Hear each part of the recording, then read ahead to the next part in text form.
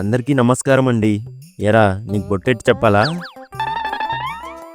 ఏంటి కుటుంబం మొత్తం కట్టకట్టుకొని వచ్చారని చూస్తున్నారా? ఏం లేదండి, కొందరు మా వీడియోల్ని కొందరేంటి మీరే చూడండి ఎంతమంది సబ్స్క్రైబ్ చేసుకోకుండా చూసేస్తున్నారు. ఇది వెరీ మచ్ అన్యాయం అండి. ఏయ్ నువ్వుండు, మీరు సబ్స్క్రైబ్ చేసుకుంటేనే మీ సపోర్ట్ మాకు ఎంతుందో అర్థమవుతుంది. మీరు లైక్ కామెంట్ చేస్తేనే మీకు ఈ వీడియో ఎంత బాగా నచ్చిందో మాకు అర్థమవుతుంది. కాబట్టి వెంటనే మన ఫ్యామిలీ మోజీ ఛానల్ని సబ్స్క్రైబ్ చేసుకొని పక్కనే ఉన్న బెల్ ఐకాన్ని నొక్కండి. అబ్బా వాళ్ళు సబ్స్క్రైబ్ చేసుకుంటారులేండి, ముందు వీడియోలోకి పదండి.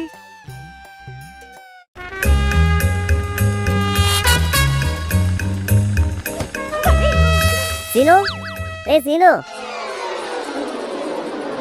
ఆంటీ సీనుగాడు ఉన్నాడా? లోపల ఉన్నాడ్రా, వెళ్ళు.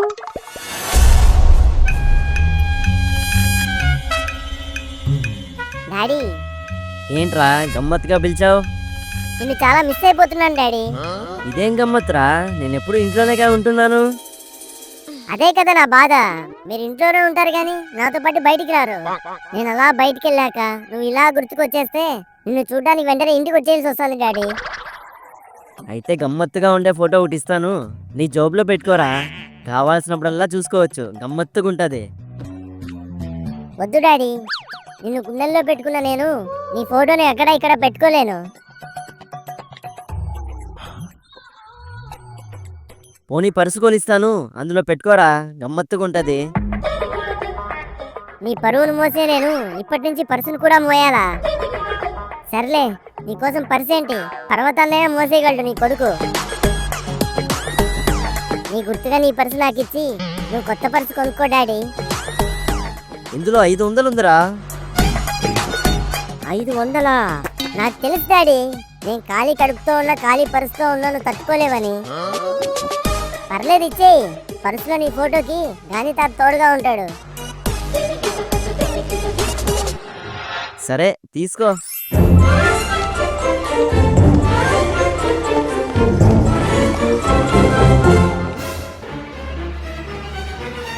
రే నువ్వేంటి ఇక్కడ, ఎప్పుడొచ్చావు? నువ్వు మిడతకళ్ళు వేసుకొని మిస్ అయిపోతున్నానని మాయ మాటలు చెప్తున్నప్పుడు వచ్చాను.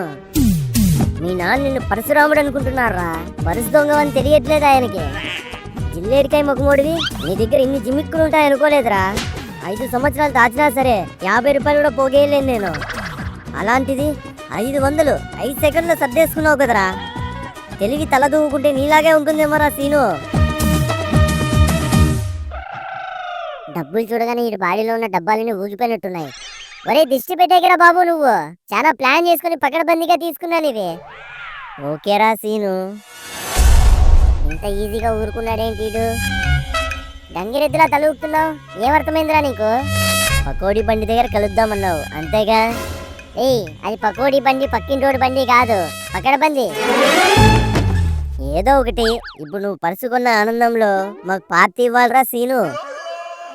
పర్సుకి పార్టీ ఏంట్రా పిచ్చినా కొడుక? అయినా ఇదేం కొత్తది కాదు, పాతదే. నీకది పాతదే కావచ్చు, దానికి నువ్వు కొత్తే కదా. అయితే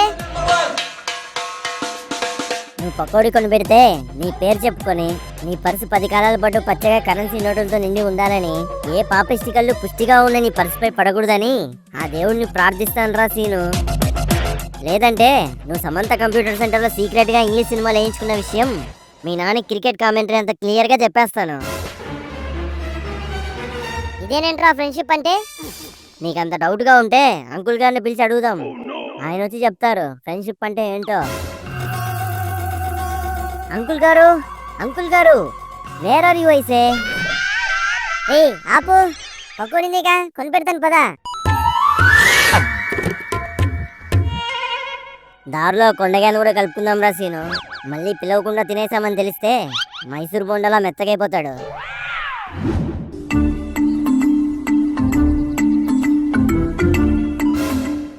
హీరో విలన్ కొట్టేసుకొని కమీడియన్ని చంపేసినట్టు వీళ్ళిద్దరూ ఎగేసుకొని మా ఇంటికి వస్తున్నారేంటి?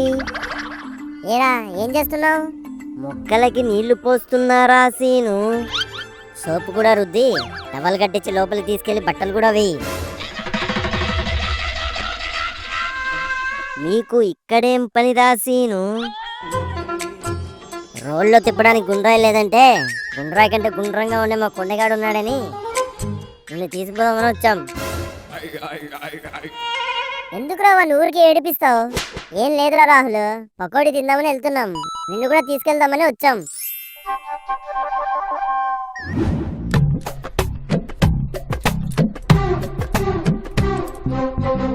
ఏయ్, గట్టి పకోడీ కావాలా మెత్త పకోడీ కావాలా? గట్టి పకోడీ తీసుకుందాం రాసీను. ఉల్లిపాయలు ఎక్కువగా వేసుంటారు. ఉల్లిపాయ ముఖం వేసుకొని ఊరికూరికనే వాక్కో.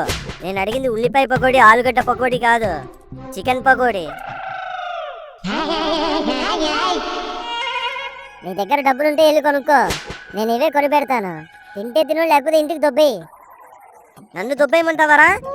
ప్యాంటు పాకెట్లో పర్సు ఉంటే సరిపోదురా సీను, షర్టు పాకెట్లో మనసు కూడా ఉండాలి. కలరా ఉండలు అమ్ముకునే వాళ్ళ కొటేషన్ చెప్పకు. నా కళ్ళలో దుమ్ము పడితే తట్టుకోలేవని నీ కళ్ళలో దుమ్ము కట్టిన నన్ను కలరా ఉండలు అమ్ముకునేవాడంటావా? ఏ భగవాన్, స్నేహానికి మంచి రోజులు లేవయ్యా, అర్జెంట్గా క్యాలెండర్ మార్చేయి. చికెన్ పకోడీ కోసం చేతులు కోసుకునేసేలా ఉన్నాడు ఇది. రేయ్, మోషన్లో తను కూర్చున్న నీ ఎమోషన్ని ఆపు, వెళ్దాం పదండి.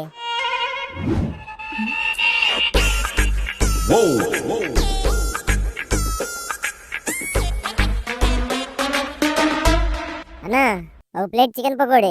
కూర్చొని తమ్ముడు, 2 నిమిషాల్లో ఇచ్చేస్తాను. ఒక ప్లేటే చెప్పావేంట్రా? మీ ఇద్దరు తినరా? ముగ్గురికి కలిపే అది. ముగ్గురికి 3 పీసులు కూడా రావు కదరా ఒక ప్లేట్లో. మీ నాన్న దగ్గరికి వెళ్ళి కొనిచ్చుకో, కావాల్సిన వస్తాయి. ఇందాక చెప్పిన కొటేషన్ మర్చిపోయినట్టున్నావు. ప్యాంటు జోబులో పర్సు ఉంటే సరిపోదురా సీను, షర్టు పాకెట్లో మనసు కూడా ఉండాలి. నువ్వు నోరు మూసుకుని ఉండాలి. అయినా నేను వేసుకుంది షర్ట్ కాదు, టీ షర్ట్.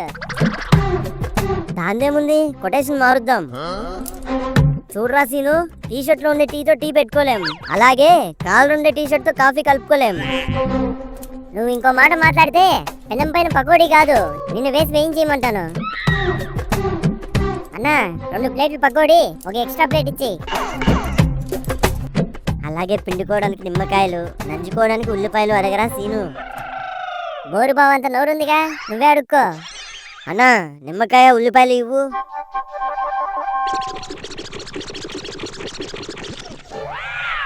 ఆహా, ఎంత బాగుందో తెలుసారా సీను? ఇలా నోట్లో పెట్టి నవ్వులుతుంటే అలా జారుకుంటూ వెళ్ళిపోతుంది. ఉంటది, కాస్త నమ్మిలు తిను, డైరెక్ట్ గా జారుకుంటూ పోయి ఇంకో చోటు నుంచి జారుకుంటూ వచ్చేయగలదు. ఉల్లిపాయలు అయిపోయాయి అన్నా, ఉల్లిపాయలు కొన్ని.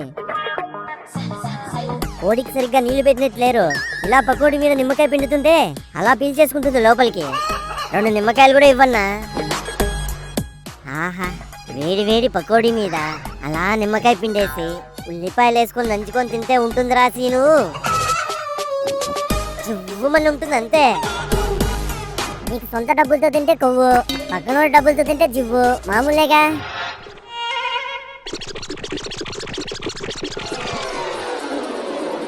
అన్నా, ఉల్లిపాయలు పండ్లో ఉన్నట్టున్నావు, ఇక్కడ ఉన్నాయి, నేను తీసుకుంటాను.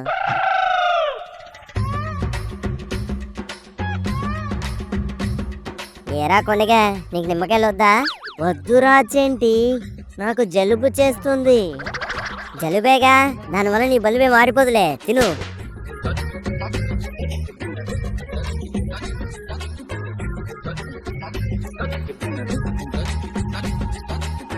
ఏరా, అయిపోయిందా?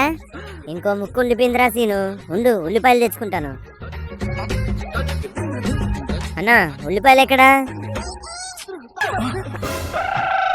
ప్లేట్ పకోడీ తినలేదు కానీ కేజీ ఉల్లిపాయలు, 1/2 కేజీ నిమ్మకాయలు పిండేశావు. నీ దెబ్బకి తరిగినవన్నీ ఖాళీ అయిపోయాయి. బిల్లు కట్టి బయలుదేరు. యూ పకోడీ మ్యాన్, నీ పకోడీ బాగున్నందుకేగా అంత పోజులు కొడుతున్నావు. నా తిండికి పేర్లు ఎడుతున్నావు, చూస్తూ ఉండు. నీ బండి పక్కన ఇంకోటి బండి ఎట్టి నీ బిజినెస్ బొక్కెట్టేస్తాడు. ఏయ్, తిని అరగాలంటే తిన్నంగా నడుచుకుంటూ ఇంటికెళ్ళు. ఈకలు పీకలేరు కానీ కేకలకేం తక్కువ లేదు. అన్నా, ఇదిగో డబ్బులు.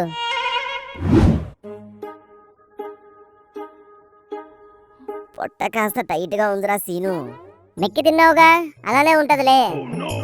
ఈ టైట్ కాస్త లూజ్ అవ్వాలంటే ఒక గోలీ సోడా లోపలికి పడాల్సిందే, అంతే గాల్లోకి ఎగరతావు. గోలీ సోడా కావాలట, గోలీ సోడా. ఇప్పటికే నా పరిస్థితి బొక్కెట్టింది చాలదా? సోడా పేరుతో మళ్ళీ స్వాహా చేయాలని చూస్తున్నావు. మర్యాదగా ఇంటికి వెళ్ళి తొంగో. సాయంత్రం కల్లా నీ డైట్ ఆల్రెడీ అయిపోతుంది.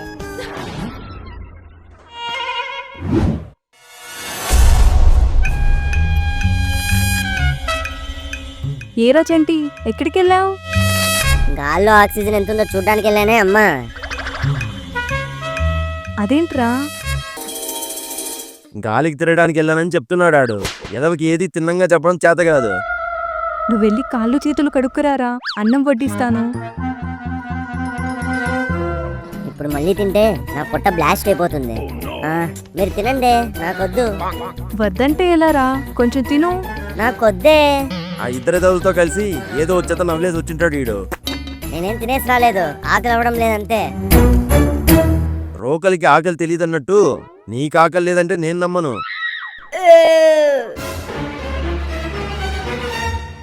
చూసావేంటే బాగా మెక్కి తిన్నట్టు ఎలా తెంపుతున్నాడో. పొద్దున తిన్నది అరిగినట్లేదు. బయటికి వెళ్ళినప్పుడు ఇంతే, అరగంటకు ఒకసారి ఆకుండా తెంపుతూనే ఉన్నాను. దిష్టి ఏమో తగిలిందేమోరా చంటి, ఇలారా దిష్టి తీస్తాను. ఆడే ఒక పెద్ద దిష్టి బొమ్మ, మళ్ళీ ఆడికి దిష్టి కూడానా? అమ్మా, ఈయన దృష్టి ఎప్పుడు నా మీదే ఉంటదే. ఈయనే పెట్టేసినట్టున్నాడు నాకు దిష్టి. పిచ్చిబాబులు వాగేవనుకో మళ్ళా సుందరులు వేసుకుని నవ్వులేస్తాను నిన్ను.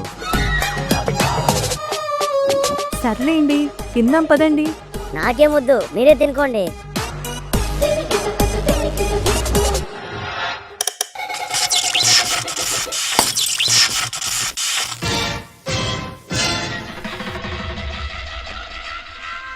ఏరా ఏమైంది? నాకేం తెలీదండి, నేను ఫ్యాన్స్ చేశాను అంతే.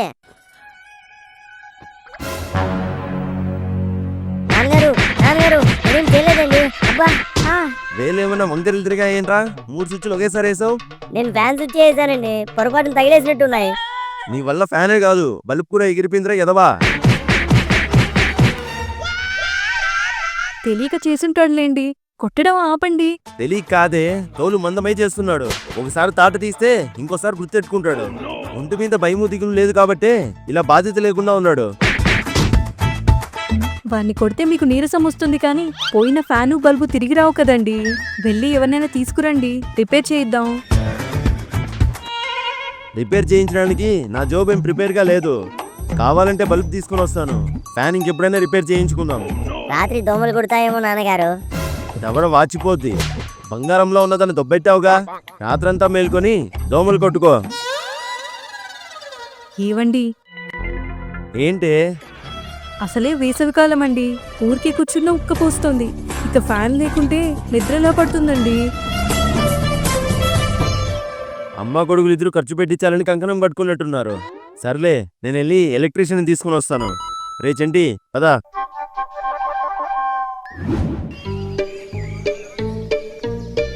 బాబు, ఎలక్ట్రీషియన్ ఉన్నాడా? నేనే ఎలక్ట్రీషియన్ని. ఏదైనా సరే వెంటనే ఫిట్టింగ్ ఇచ్చేస్తాను. ఏం లేదండి. ఏం లేకపోయినా సరే ఫిట్టింగ్ ఇచ్చేస్తాను. వీడు మా అబ్బాయి. పనిలో పెట్టడానికి వచ్చారా? పెట్టండి పెట్టండి, ఫిట్టింగ్లు నేర్పించేస్తాను. అది కాదయ్యా, ఈ నా కొడుకు స్విచ్ బోర్డులో ఉన్న 3 స్విచ్చుల్ని ఒకేసారి నొక్కేశాడు. దెబ్బకు ఒక ఫ్యాను లైటు ఎగిరిపోయాయి.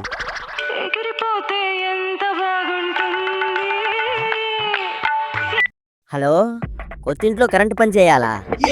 ఫిట్టింగ్లు మాత్రమే అంటే కుదరదు. దానికి కావాల్సిన సామాన్లు కూడా మన దగ్గర కొనుక్కోవాలని చెప్పు. అలాగే వైరింగ్లు ఒకటి దగ్గర ఇచ్చుకొని ఫిట్టింగ్లు మాత్రమే పిలిస్తే ఒప్పుకునేది లేదని చెప్పు. ఫిట్టింగ్లు కరెక్ట్గా రావాలంటే ఈ ఎలక్ట్రీషియన్ ఏకాంబరం రావాల్సిందే. ఫిట్టింగ్లు అయిపోయాక ఫీజులో తేడా వస్తే ఫైటింగ్లే అని చెప్పు. సరే, ఇక్కడ మన ఫిట్టింగ్ల కోసం వెయిట్ చేస్తున్నారు, మీకు మళ్ళీ చేస్తాను.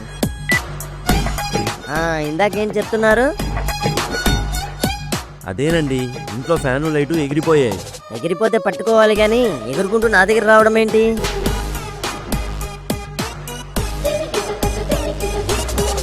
ఎగిరిపోవడం అంటే రెక్కలొచ్చి గాల్లోకి ఎగిరిపోవడం కాదండి, పాడైపోయాయి అని. మీరొచ్చి ఒకసారి చూస్తే. మీ ఇంటికి ఫిట్టింగ్ ఇచ్చింది నేనేనా? అబ్బే కాదండి. అయితే నాదో పాలసీ. పాల లస్సీనా? పని మీద వస్తే లస్సీలు కూల్ డ్రింక్ అడుగుతాడేంటి నాన్నగారు ఈయన? లస్సీలు గిస్సీలు లాంటివేమి ఉండవు. కావాలంటే మా అమ్మ మజ్జిగ కల్పిస్తుంది, తీయకుంటాయి. రేయ్ నువ్వు నోరు మూసుకో. నేను మీ ఇంటికి వచ్చి ఫిట్టింగ్లు ఇచ్చాక తర్వాత మీ ఇంటికి ఏ అవసరం ఉన్నా సరే నన్నే పిలవాలి. బట్టలు ఉతకడానికి బాసనలు తోమడానికి కూడా పిలవచ్చా? కాదని వేరే వాళ్ళని చూసుకుంటే మాత్రం మీ జనరేటర్లో చక్కెర పడ్డం ఖాయం. సర్లేండి, మిమ్మల్నే పిలుస్తాను. ముందు ఇంటికి వెళ్దాం పదండి. ఒక్క నిమిషం. ఒరే అబ్బులు, వీడు నా అసిస్టెంట్ అబ్బులు. మబ్బులాగా ఉన్నాడు. నేను ఫిట్టింగులు చేస్తా ఉంటే వీడు దానిని సెట్టింగులు చేస్తా ఉంటాడు.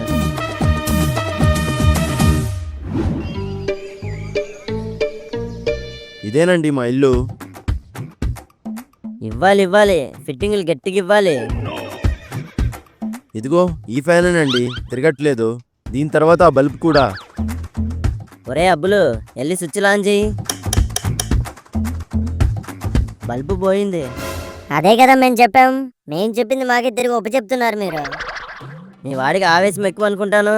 వీడికి మార్కులు తప్పితే అన్నీ ఎక్కువే. ఇప్పుడు బల్బ్ మారిస్తే సరిపోతుంది కదండి. వెళ్ళి బల్బ్ తీసుకొని వచ్చేయమంటారా? నేను మీకు ముందే చెప్పాను, పని మాత్రమే కాదు పనిముట్లు కూడా మా దగ్గరే కొనుక్కోవాలి. ఒరే అబ్బులు, ఇదిగో అన్నయ్య. బల్బు 50 రూపాయలు. 50? బయట 10-20కి దొరుకుతాయి కదండి. అలాంటి చేశారు కాబట్టే అలా ఎగిరిపోయింది. దీనికి వారంటీ ఉందా? నాది గ్యారంటీ. అయితే సరే. ఏ చంటి, అంకుల్కి స్టూల్ తెచ్చివ్వు, బల్బ్ పెడతారు. ఇప్పుడే కాదు, ఫ్యాన్ ఎగిరిపోయిందంటే ఖచ్చితంగా కనెక్షన్ పాడై ఉంటుంది. ఇంట్లో ఉన్న అన్ని ఫిట్టింగ్లని కనెక్షన్ని చెక్ చేయాలి. అన్నీ ఎందుకండి, ఈ ఫ్యాన్ రిపేర్ చేసి ఇవ్వండి చాలు. ఎలక్ట్రీషియన్ ఏకాంబరం ఇక్కడ. ఫిట్టింగ్లో తేడా వచ్చినా తట్టుకుంటానేమో కానీ కస్టమర్కి అరాకొర సర్వీస్లు ఇవ్వను.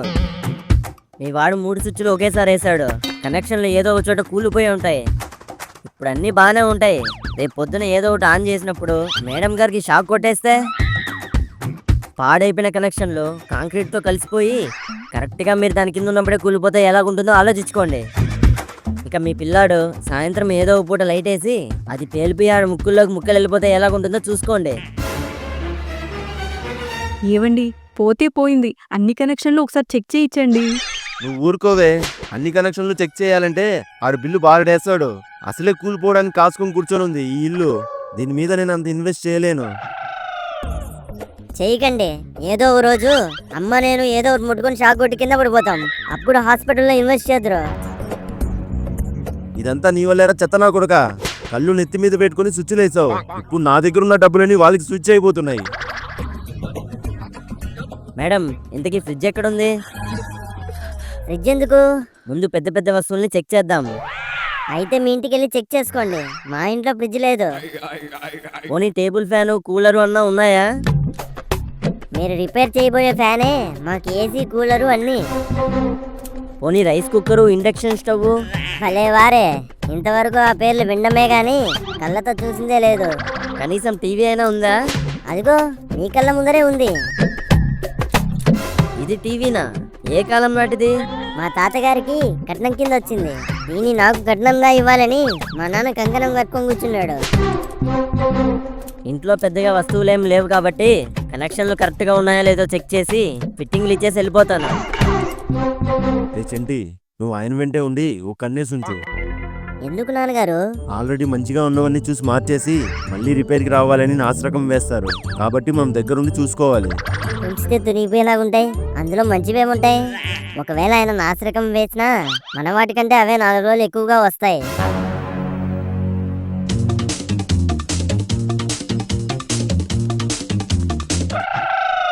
ఫిట్టింగ్లు గట్టిగా కనెక్షన్లు కరెక్ట్గా ఇచ్చేసాను. బల్బుకి 50, ఫ్యాన్ రిపేర్కి 150, ఈ ఎలక్ట్రీషియన్ ఏకాంబరంకి 200, ఈ అసిస్టెంట్ అబ్బుల్ గాడికి 100, మొత్తం 500 ఫీజు. 500? రిపేర్ల కంటే మీ ఫీజులు ఎక్కువ ఉన్నాయి కదండి. మరి అలాగుంటది ఎలక్ట్రీషియన్ ఏకాంబరం అంటే. ఫిట్టింగ్లు గట్టికిచ్చాం మరి.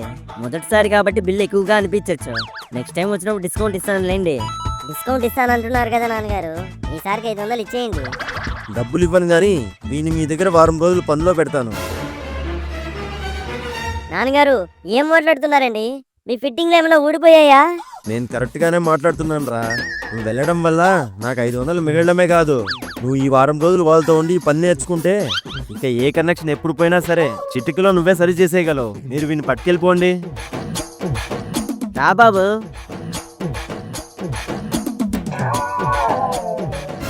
ఆ? ఇదంతా కళ.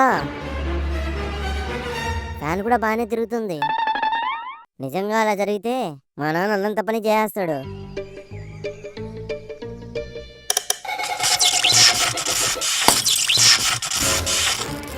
खत्म, बाय बाय, टाटा, गुड बाय, गया। ఆగండి, వీడియో చూసి చేతులు దులిపేసుకొని వెళ్ళిపోదాం అనుకుంటున్నారా? రేయ్, అదే చేత్తో సబ్స్క్రైబ్ చేసుకొని మీ ఫ్రెండ్స్ అండ్ ఫ్యామిలీకి మన ఫ్యామిలీ మోజీ వీడియోని షేర్ చేయండి. ఉంటాను, బాయ్.